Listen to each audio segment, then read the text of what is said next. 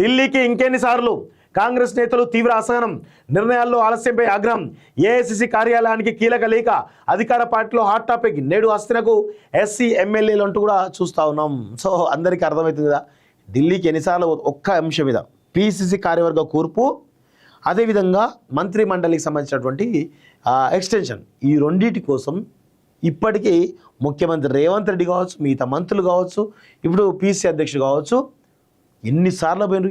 ఎక్కడి నుంచి వస్తున్న డబ్బులు? మీకు ఏమైనా ప్రజల డబ్బులను ఇట్లా వృధా చేయడం కరెక్టా? ప్రజల డబ్బులను ఈ విధంగా మీ సొంత అవసరాల కోసం, మీ పార్టీ సొంత అవసరాల కోసం వృధా చేయడం ఎంతవరకు సమంజసం? ఒక్కసారి పోవాలి, చేసుకోవాలి, రావాలి. 100 సార్లు పోతే ఎట్లా? అంటే ఏదో ఢిల్లీ పోయినట్టే, ఢిల్లీ పోతున్న ఏదో మన సొంత ఆడిడి తిరిగినట్టే అవుతా ఉంది, అప్పన్నం చేస్తున్నట్టే కనబడతా ఉంది. సో ఇప్పటికైనా తీరు మార్చుకోండి, ఇది మంచి పద్ధతి కాదు. ప్రజల సొమ్మును మీరు ఈ విధంగా వృధా చేయడం మంచి పద్ధతి కాదు.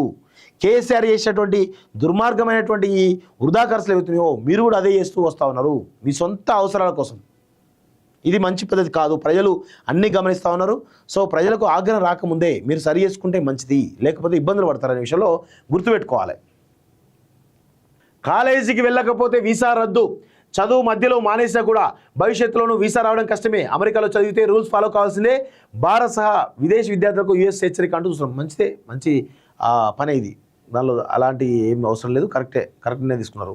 సో 31న హైటెక్స్లో మిస్ వరల్డ్ గ్రాండ్ ఫినాలే, తుది రౌండ్కు 4గురిని ఎంపిక చేయనున్న న్యాయ నిర్ణేతలు, 4 ఖండాల నుంచి చివరి రౌండ్కు 4 అంటూ కూడా చూస్తూ ఉన్నాం.